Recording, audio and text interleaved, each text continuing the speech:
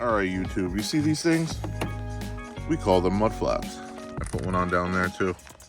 I want to show you how to put them on and how to protect all that in the process. So here we go. First off, get you a box if you're on gravel like me. Some millings, it'll hurt your ass if you don't. So what we want to do is turn your wheel all the way in. I want to pop these out. Okay, so here is the front, here is the rear. The rear I'm not going to show you guys because it's literally the same thing, minus this right here. On the older Model Ys, so it'll sit like this in the back.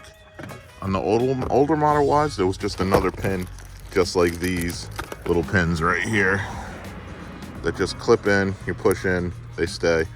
But on this one I noticed, which is 2023 model Y Performance, it's got like a little screw nut. Hand tightened, take it off, put that on, screw it in, you're good to go. So I'm gonna show you the front though, which is super easy.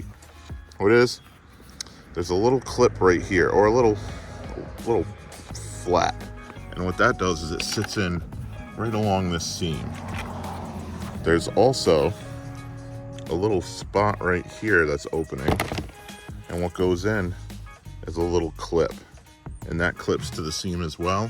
And then we put the two little, I don't know what you call these, rivets? I don't know. I'm not a technical person. I make the internet for a living. But in any case, that's what you put in. They send you a whole bunch of these, so you're good to go.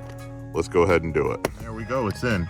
As you can see, the rivets, well, that's what I'm calling them. I don't know what they're called, little push buttons. They're in there. It's easy to line up, push them in, get that little clip on, make sure that's lined up along that seam. You're good to go. And what it'll do is it'll save along here. I would definitely get PPF, which I'm gonna do as well, but it'll save tons of that, especially where that lip comes out right there for the hips. It'll help that a little bit. So they look great too.